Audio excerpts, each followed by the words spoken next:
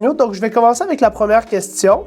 Là, moi, dans le fond, j'ai le chat d'ouvert aussi. Donc, si vous voulez compléter dans le chat, si jamais vous avez des questions, vous pouvez aussi utiliser le bouton là pour lever la main.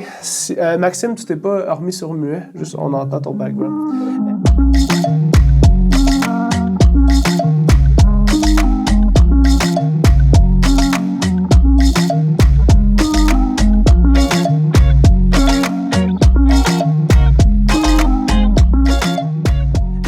Donc, vous pouvez utiliser lever la main si vous avez une question. Donc, la première question que j'avais dans la colonne de droite, là, c'était qu'est-ce qu'on fait quand on fait un positionnement sans pédale automatique, sans, dans le fond, pédale à clip? Qu'est-ce qu'on donne comme conseil pour positionner le pied? Donc, ça arrive de temps en temps quand même. On a une bonne clientèle qui se présente avec des vélos hybrides, tout ça, ou ne serait-ce qu'un manque de confiance par rapport à la sécurité s'ils clippent leur pédale. Donc, ce qu'on va faire, c'est qu'on va les éduquer à placer leurs pieds pour arriver, tu sais, dans le fond, le premier méta, juste légèrement devant, là, pour que l'axe traverse un peu comme vous l'avez vu dans les cours. Donc, on va donner des conseils sur comment placer le pied. Puis, je n'hésiterai pas non plus à expliquer à ces patients-là l'avantage qu'il y aurait si jamais ils commencent à développer leur pratique cycliste puis qu'ils font un plus grand volume de vélo, à se tourner vers des pédales double side, là, finalement, un côté avec une clip puis un côté plateforme pour pouvoir tranquillement essayer d'utiliser tout ce qu'ils peuvent là, dans leur biomécanique cycliste pour aussi qu'on puisse finalement, lorsqu'on est clippé, bien, ça nous permet de choisir la position du pied du cycliste. Donc ça, c'est quand même un avantage quand une personne a certaines pathologies reliées à sa biomécanique. L'avantage du positionnement quand les gens sont clippés, c'est qu'on a comme le contrôle sur 100% des segments, comment ils bougent, etc. Fait que ça, c'est un avantage que je vais essayer d'expliquer aux clients si jamais la personne veut s'équiper avec une chaussure à clip. C'est toujours un avantage. Est-ce que... Oui, une question ici. Morceau de tape sur les souliers pour aider le patient à voir où se placer initialement. Oui, c'est une excellente idée. Effectivement, ça peut être une espèce de cue visuel pour s'en rappeler. Je ne l'utilise pas en clinique, mais clairement, c'est une excellente idée pour les clients pour apprendre où se placer. Vous le savez, là, avec tout ce qui est écrit sur Internet, j'ai eu un client l'autre fois qui avait lu tout ce qu'il y avait à lire sur l'Internet par rapport à se placer mid-foot, là, puis que finalement, il y avait encore des pathologies. Il y a encore des choses qui sont véhiculées sur l'Internet qui peuvent affecter vraiment vos patients. Donc, juste essayer de déconstruire les mythes, puis qu'est-ce qui est prouvé là, dans la littérature versus qu'est-ce qui est juste des blogs de positionnement en ligne. Il faut juste faire attention à ça. Donc, le repère là, un ruban adhésif, ça peut être une bonne idée pour aider votre patient. Donc, ça, c'était la première question. Il y en a-tu qui ont eu des enjeux de positionnement avec des souliers qui n'étaient pas des souliers à clip, juste des pédales plateforme? Pas beaucoup, hein? C'est pas une clientèle qui est... Ben, c'est pas une clientèle, premièrement, qui va souvent être prête à payer pour un positionnement. Fait que ça, c'est déjà une chose. Les vélos sont pas très dispendieux. Ça en est une autre. Fait que ça dépend du budget qu'ils consacrent à leur pratique cycliste. OK, j'enchaîne avec la deuxième question. Donc, l'angle à l'épaule. L'angle à l'épaule, comment déterminer quel est l'angle à l'épaule, quels sont les repères anatomiques, quelle est la position neutre de votre cycliste et comment déterminer la position naturelle. Donc, l'angle à l'épaule, quand vous le mesurez chez votre cycliste, les cyclistes peuvent avoir le dos rond comme ça, peuvent avoir le dos droit. Bref, il y a plusieurs manières de voir l'angle à l'épaule. Puis lorsque la personne rajoute son flexum au coude, ça change son angle à l'épaule. Donc, je vous dirais que l'angle à l'épaule, tu sais, si on compare ça, mettons, à l'angle au genou, pour mettre la hauteur de selle, l'angle au genou est catégoriquement beaucoup plus important au niveau de la précision de la mesure pour faire une bonne hauteur de selle. Pour ce qui est de l'angle à l'épaule, bien, c'est sûr que des fois, j'ai des clients qui sont le coude en extension, puis dès qu'on va débarrer le coude, l'angle va être bon. Le plus important à retenir dans ça, je pense que c'est d'évaluer la position naturelle du cycliste. Comment on fait pour avoir la position naturelle du cycliste? Le plus facile, je vous dirais, c'est au début de la séance, vous faites embarquer votre cycliste sur le vélo, là où la cycliste, et puis vous lui demandez de pédaler, mais vous ne lui donnez pas d'instruction. Vous lui juste lui demandez de pédaler pendant 5 minutes, 5-10 minutes, puis vous observez pendant ce temps-là sans donner de consigne. À ce moment-là, vous allez voir où la personne va déplacer ses mains. Est-ce qu'elle va vraiment aller sur les cocottes frein vitesse ou est-ce qu'elle va rapprocher son reach parce que finalement, cette personne-là, elle a disons, une position naturelle avec les mains sur la barre et non sur les cocottes. Fait que d'observer la position naturelle, c'est l'élément clé pour l'angle à l'épaule. Lorsqu'on a un cycliste qui est très aérodynamique, très penché, proche d'être parallèle au sol, bien, dans ces cas-là, c'est sûr que l'angle à l'épaule, en général, va être un peu plus grand. Puis lorsqu'on ramène, mettons, en mountain bike, bien, c'est sûr que plus le tronc se redresse, plus l'angle à l'épaule va se fermer. Donc, plus la personne est aérodynamique, plus l'angle à l'épaule s'ouvre et plus la personne se rassoit sur son vélo. En mountain bike, mettons qu'on a un cycliste qui est à 50-60 degrés d'angle au tronc par rapport au sol, bien, on va retrouver à fermer l'épaule à 75 degrés.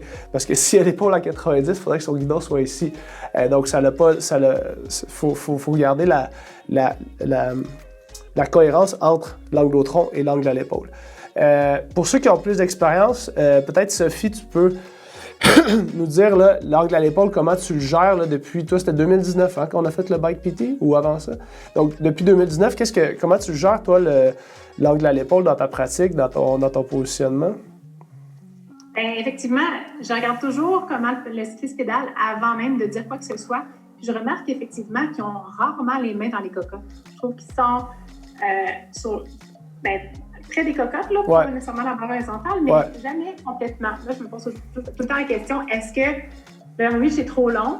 Mais finalement, quand je leur demande de se placer dans les cocottes, ils sont quand même confortables. Deuxième chose que je regarde, c'est s'ils ont le dos très, très arrondi, effectivement. Je les conseille de ce côté-là parce qu'on ne veut pas nécessairement, souvent, les gens viennent pour des maux de dos aussi. On les repositionne parce qu'ils se plaignent de mal de dos. Donc, je leur conseille finalement une position un petit peu plus le bassin basculé, le dos un peu plus droit, qu'arrondi, mot de cou aussi. Puis je prends mon angle à l'épaule à partir de là. T'sais, des fois, je les fais corriger avant de prendre mon angle. Donc, peut-être que je ne prends pas mon angle au naturel, mais je leur donne le conseil aussi de faire attention à cette position-là de dos pour éviter mon cou, mon bas de dos. Fait que finalement, à quelle fréquence tu sors ton goniomètre pour regarder ton angle? C'est pas si souvent que ça, c'est plus tu regardes la position naturelle, puis là, après ça, tu juges un peu le reach, là, c'est de ce que je comprends. Là. Oui, bien, je le sors parce qu'en thérapie, on aime savoir des mesures objectives. Je le sors, mais effectivement, que je donne beaucoup de conseils puis je parle beaucoup avant de prendre une mesure puis de l'écrire au dossier. Parfait. P.O., est-ce que tu voulais compléter peut-être là-dessus sur ta pratique, là, mettons, des 4 dernières années, l'angle à l'épaule? Merci, Sophie. Bien, comme ça a été dit un peu, là, je pense qu'on a des mesures prioritaires peut-être à prendre. Là. Tu parlais de l'angle au genou tantôt qui est quand même super important. Fait que, oui, je vais le mesurer souvent à la fin pour me donner une idée, pour essayer d'être quand même vers le 90 degrés. Mais je vais pas, si j'ai 89, si j'ai 88, je capote pas ma vie. Là. Fait que oui, je le mesure à la fin. Souvent, comme ça a été dit, là, de le regarder d'ensemble au début pour m'assurer que ça a du sens, puis qu'il ne vient pas chercher trop de protraction cervicale pour être sûr que ça ne vient pas irriter en cervicale. C'est surtout ça qui m'intéresse. Parfait.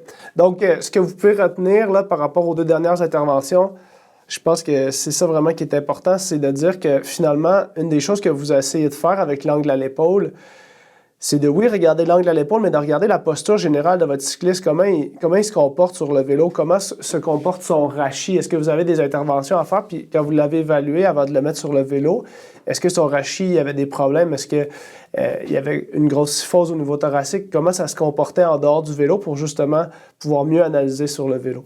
Donc, d'apprécier la posture en position naturelle pour le cycliste, c'est quand même prioritaire versus un angle de 80, 85 ou 90. Il y a des gens qui vont être confortables. Je vous dirais que plus les gens sont débutants, là, moins ils vont être à l'aise d'aller chercher un 90, plus ils vont vouloir être rapprochés. Puis ça, c'est quelque chose que vous allez réaliser dans votre pratique, c'est qu'il y a beaucoup de débutants qui s'achètent des vélos beaucoup trop avancés pour eux. Donc, les vélos sont faits pour une clientèle qui fait du vélo de manière agressive dans des courses de vélo, puis vous avez des débutants qui veulent utiliser ce vélo-là pour se remettre en forme. Fait que ça apporte des défis énormes de positionnement. C'est pas toujours possible d'arriver à quelque chose d'idéal pour ces gens-là. Parce que des fois, il y a eu un manque d'objectivité, disons, par rapport à leurs besoins versus la réalité de leur corps et de leur expérience. Fait que ça vous amène des défis à vous, là, au niveau de l'éducation puis au niveau du positionnement cycliste. Good! Si vous avez des questions, vous les mettez dans le chat en bas ou vous levez la main, il n'y a pas de stress. Là. Je vois que tout se passe bien, donc je vais enchaîner avec les prochaines questions. Le matériel nécessaire pour débuter en clinique la pratique du positionnement cycliste. Et je vais aussi mettre dans cette question-là la question de à combien de temps on refait le positionnement, etc. Donc, le matériel nécessaire pour débuter en clinique, ben là, moi, c'est sûr, je vais vous parler de ce que je fais ici, mais il reste que nous, on est dans notre 7e année. C'est la 7e année qu'on fait du positionnement temps plein à la clinique. Fait que, tu sais, l'équipement qu'on a, c'est pas l'équipement qu'on avait à l'année 1, puis c'est pas l'équipement qu'on avait aujourd'hui. Donc, je vous dirais que pour débuter, vous avez pas besoin de grand-chose. Je vous dirais qu'avec un budget de peut-être 800 €, 1200 $, quelque chose comme ça, vous allez réussir à avoir tout l'équipement nécessaire. Vous devez vous faire allier avec vos boutiques de vélo, vos marchands de cycles, pour réussir justement à avoir des potences, des pièces qu'on change le plus souvent, finalement, ce sont les potences, de les avoir en stock pour juste les échanger, puis ne pas les vendre nécessairement, mais de pouvoir au moins décider quelle longueur de potence ces gens-là ont besoin pour qu'ils puissent aller les acheter après. Donc les potences, je pense que c'est la première chose à avoir. Ensuite, peut-être les selles. Les selles, c'est quand même assez important, mais ça vient en deuxième après les potences. Puis avec ça, vous n'êtes pas pire pour débuter. Après ça, de vendre du matériel, c'est vraiment une étape plus complexe, puis une étape là, au niveau administratif qui est vraiment plus fastidieuse. Fait que donnez-vous pas ça comme objectif. Nous, on le fait maintenant, là, mais c'est pour rendre service aux clients. Il n'y a pas nécessairement un gros chiffre d'affaires à faire avec ça. C'est vraiment pour offrir un service optimal à nos clients. Mais il y a beaucoup de challenges qui viennent avec ça. Quelle grandeur de potence et angle priorisez-vous? Donc, l'important, c'est de prioriser des potences, je dirais, entre 60 et 120 mm. Fait que finalement, 7 longueurs de potence. Puis, allez-y avec les classiques, là, 6-7 degrés. Pas mal la norme. Puis si vous êtes capable, essayez d'avoir peut-être une variante de chacune des longueurs à plus 17. Fait que question de pouvoir vraiment relever les gens qui se seront malheureusement acheté un vélo qui n'est pas adapté à leurs besoins. Fait que ça, je commencerai par ça. Fait que dans le fond, vous avez comme besoin de peut-être 8 potences maximum. Puis après ça, vous pouvez évoluer. Là, vous pouvez avoir des 6 degrés, des 17, des 35, tout ça. Mais il faut toujours expliquer aux clients que lorsqu'on est rendu à mettre une potence de 35 degrés, c'est probablement parce que le vélo, il y a quelque chose qui n'est pas adapté pour la personne. Donc ça, c'est vraiment important. Fait que ça répond à la question d'Audrey aussi de combien de potence. Jérôme, tu as levé la main, je t'écoute. Et comment est-ce que tu fais? Oui. Oui. Comment est-ce que tu fais pour mesurer l'angle d'une potence? En fait, je le mesure rarement. Là. Il est écrit habituellement quand tu la commandes, il est écrit dessus. C'est pas écrit, oui. Fait que, s'il n'est pas écrit, tu peux assumer si ça a l'air d'un angle assez standard. C'est toujours 6 ou 7. Là. C'est pas mal tout le temps ça, la mesure de base. Mais effectivement, mesurer l'angle d'une potence, c'est assez complexe. Tu peux avoir un mini-inclinomètre. C'est sûr que c'est plus facile de mesurer l'angle d'une potence sur une 120 degrés que sur une 60. Juste pour pouvoir fitter l'inclinomètre. Donc, comment? Si tu as une inclinaison du tube de direction. Ouais, faut que tu mesures ton angle si tu mets une nouvelle potence, tu mesures l'angle de la potence avant de la mettre sur le vélo, tu la mets sur le comptoir à 0 degré, puis là, tu peux prendre ton angle de potence. Oui, mais pour mesurer celle qui est sur le vélo, c'est un peu compliqué. Ouais, faut que tu fasses la soustraction, dans le fond, de ta mesure de ton potence après ça, moins ton head tube. Mais nous, quand il n'est pas écrit, on va assumer, je vais écrire 6 ou 7 degrés standard. D'accord. Parce qu'il y a toutes les autres mesures qui viennent après ça, compléter le jugement du positionnement, c'est-à-dire la distance, le reach, tu prends toutes tes cockpit drops, tu prends toutes tes autres mesures qui vont décrire le positionnement. Donc, dans un sens, l'important, c'est d'en avoir plus que pas assez, mais ça ne deviendra pas... c'est pas une catastrophe là, si jamais tu le vois qui n'est pas écrit et tu as de la misère à savoir si c'est 6 ou 7. À moins que ce soit au Tour de France. D'habitude, au Tour de France, il est écrit sur ta potence. Je pense que tu vas t'en sortir comme ça. Mais écoute, au pire, tu m'enverras une question plus précise là, en message privé ou par courriel avec une photo, puis ça me fera plaisir de t'aider pour ça. Ensuite, j'ai Émile qui a levé la main. Émile, je t'écoute.